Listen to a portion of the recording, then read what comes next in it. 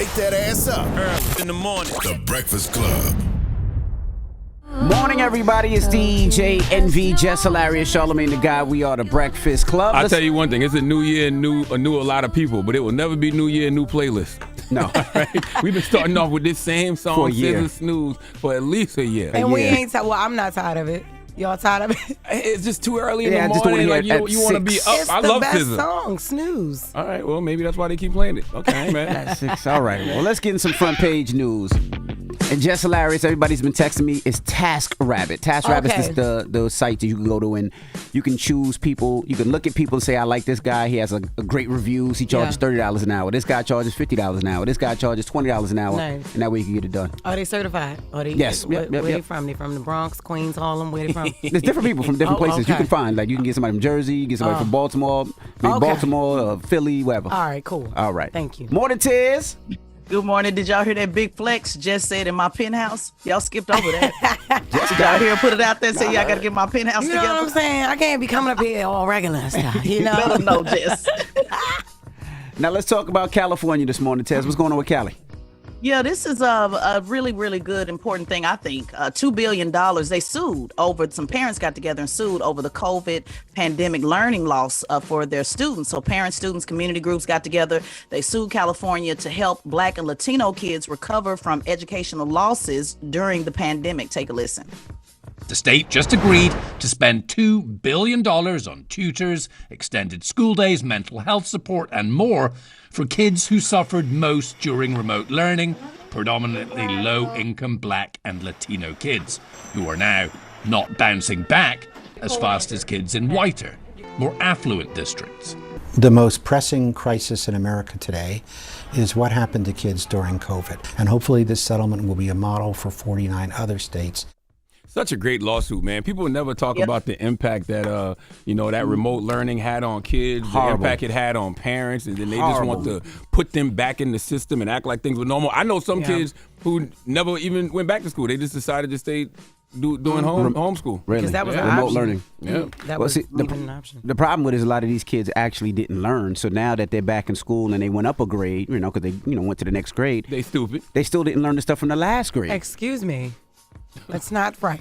I don't mean stupid like they stupid, but they just stupid. Yeah, they stayed on a level where, right, because they where- never learned. Like, your kids on remote learning, they're not watching the screen. They're playing video games. They're playing with their siblings. They're watching the birds outside. They could care less about that, you know? And it's a damn shame they had to sue in order to get it done. This should have been something that should have automatically been some, particularly in California, because those are one of the states that kept them out the longest. Some of the more conservative states like Texas, for example, went back right away, or at least you had the option to go back. Just want to give you a couple of facts on that. Curriculum Associates indicated that children who were significantly below grade level by 2 or more years, they were already below, then the numbers went even lower during 2000 after the pandemic, and those numbers have not picked back up, so they're continuing to lose ground. So this is a really, really big thing, kind of going on our conversation yesterday, when we talked about where resources should be directed and how folks want to make sure that we're taking care of what's happening in America. And this is a big, big, big thing, especially when you look at kids and how we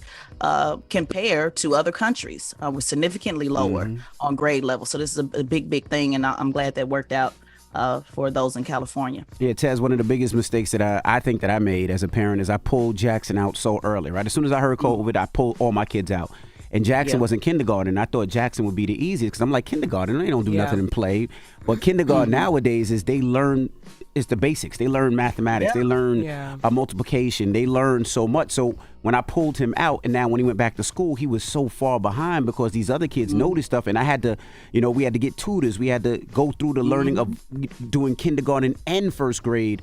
And he was behind. It was very difficult for him, and even in class. And now when he goes back to class and these other kids know the work, they know the additions, they know the readings, they know all this. And kindergarten, they learn all that? Yes.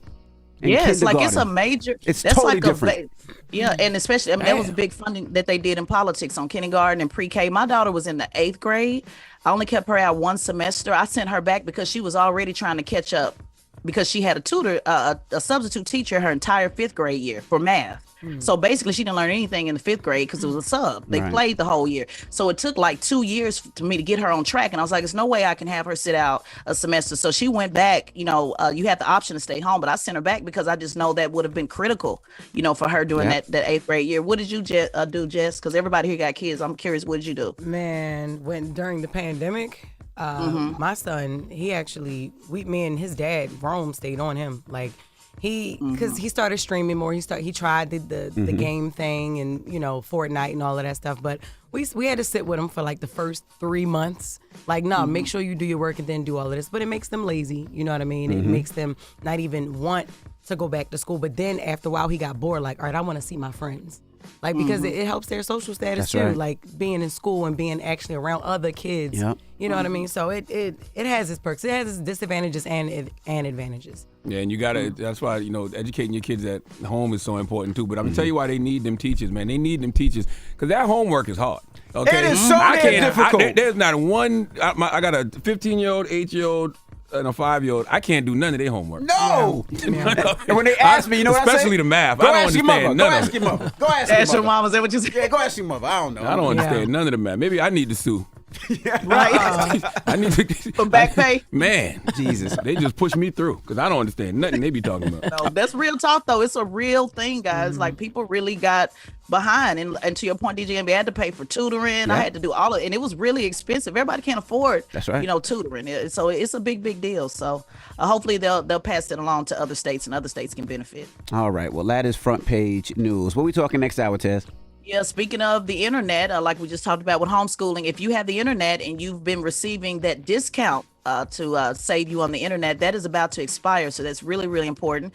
And if you eat anything from Quaker Oats brand, throw it out. I'm going to tell you why. We'll talk about it at the 7 o'clock hour. All right. Get it off your chest. 800-585-1051. If you need to vent, phone lines are wide open. Call us up right now. It's The Breakfast Club. Good morning. Wake that ass up. Early in the morning. The Breakfast Club.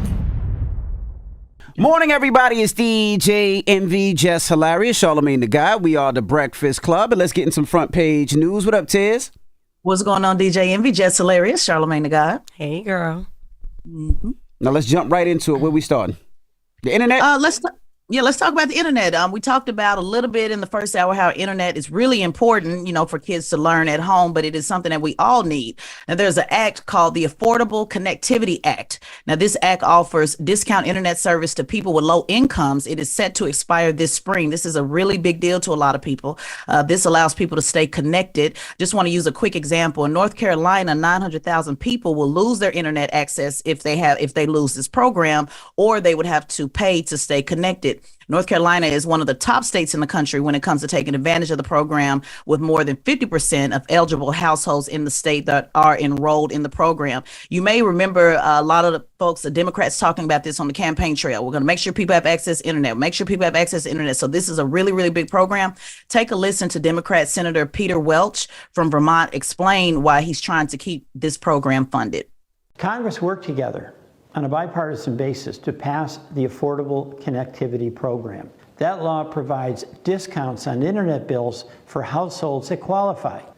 More than 22 million households are already saving money on their internet through this program, but the funding is running out. That's why I have introduced the bipartisan Affordable Connectivity Program Extension Act to fund this absolutely essential program so we can maintain and expand high-speed internet to households across our country. So again, you might remember Charlamagne, when Cedric Richmond, when he came up to the Breakfast Club and they talked about internet, you know, making sure people have it in rural communities. It was really a big talking point, especially as they talk to Black voters. So it would be wise, you know, if they figure out, you know, how to make this program continue, because it really does affect people in a real way. Yeah, I don't know if everybody deserves internet though. I have to see who some of these people are. Okay, they should Are you serious? They should have never gave some of you Negroes the Wi-Fi. Nah, right? I mean, I don't know if the internet should be a right, because a lot of y'all be abusing it. For those of y'all who be abusing it and just be hating on people, they should have to pay more. Well, let me see how bad you really want to hate. Well, it's more for students, right? Because students need the internet for schooling and classes. I'm with them. Right. I'm fine with them, but let's go through the list. Let's go through the list. You ain't in school, you don't get case by case basis. Don't just be giving Wi-Fi to everybody. Yeah. We do need to have some type of more responsibility with who gets on the internet, man. Okay? Yeah, More Responsibility Act. That's right. And if we find out that you abused it, like I said, you got to pay more than everybody else. Yeah. Let me see how bad you really want to hate on me. Let me see how bad you really want to hate on Just Hilarious. Let me see how bad you really want to hate on Envy. Okay? That's what you like. That's what you paying for? Yeah.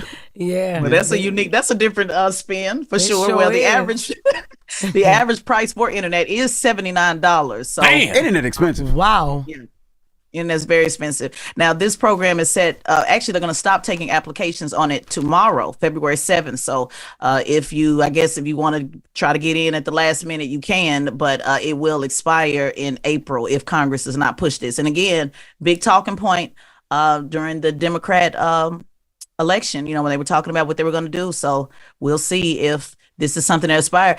Charlamagne, we kind of talked about a little bit off air how, Republicans they're not passing a lot of stuff because they want to use it as a win. So this is one of those things that I'm wondering, will they stop and not do, because now, Republicans control the House. So this is, how you can stop things to be able to say, hey, we're going to make sure we do this on our watch. So I'm going to be looking at it from that standpoint to see, how they're going to move on this and allow this program to continue. My answer to that would be no, especially in an election year. I don't think the Republicans are going to move on anything because they're going to try to get Trump back into the White House. And then when Trump gets into the White House, he's going to look like God because they're going to be passing everything.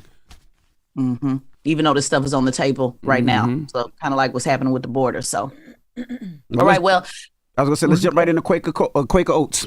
Yeah, I want to tell you about this because I know I eat Quaker Oats, oatmeal. A lot of folks eat granola bars for kids. Yeah, that's a big, big thing. I wonder why I never see this stuff on the news as much. That's always concerning to me.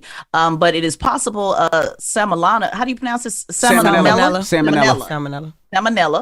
contamination. And so on over 100 products. So I don't even need to list out all the products. So any Quaker Oats product that you have, it is a possible contamination. Take a listen quickly. To the Index, Quaker Oats expanding its recall over concerns of possible salmonella contamination, adding Chewy Dip's Llama Rama products with a best before date of February 10th or 11th. Now more than 100 products recalled, including various granola bars, snack mixes, and some cereals. To the Index, that's Quaker scary. Oats. Yeah, very much so.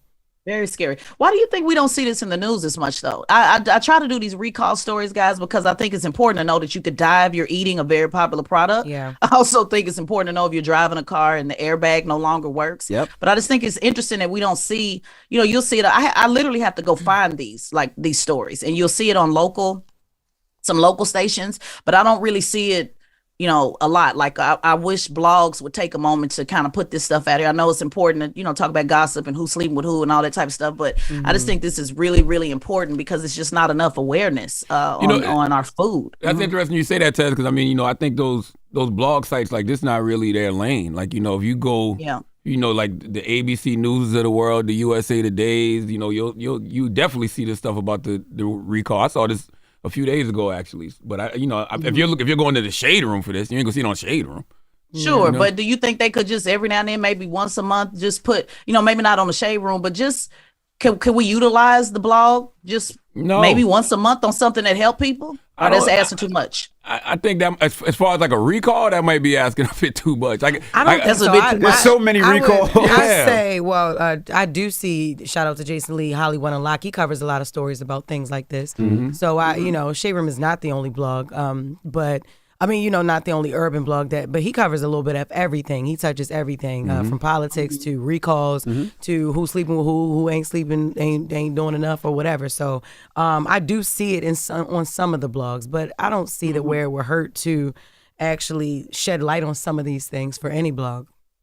Yeah, because I to your point, and I agree with you, Jess. To your point, Charlamagne, I know it's not their lane, but if you got mass amount of people watching, I just like with the Tesla story, literally they told every Tesla to turn their car in because you could, it could literally, you could die. So I don't know, just something I just think about. I just think maybe every now and then, it wouldn't hurt to. Yeah, I guess I just don't want people to think that's where you got to go to get your news. Like, absolutely. You know what I'm saying? Like, you gotta broaden your palette when it comes to the information you consume. Like, I know what Shade Room gonna give me, but I also know what ABC News and USA Today and all of that stuff gonna give me too. I would say that most of us don't go to those places majority of the time. Like, when the last time you opened up a newspaper and just read it? That's true. I read the paper every morning. A lot of people don't do that, That's All true. right. I guess I'm trying to meet people where they are too, because they may not ever watch it, but you make a point with that too. But throw away the Quaker Oats, guys. That's the bottom line of the more to the story. All right. Well, that is front page news. Thank you, Tez. You're welcome. And make sure you follow at Tezlyn Figueroa on all social media platforms and subscribe to Tezlyn Figueroa's podcast, The Straight Shot No Chaser podcast on the Black Effect iHeartRadio podcast network. Wake that ass up. Early in the morning. The Breakfast Club.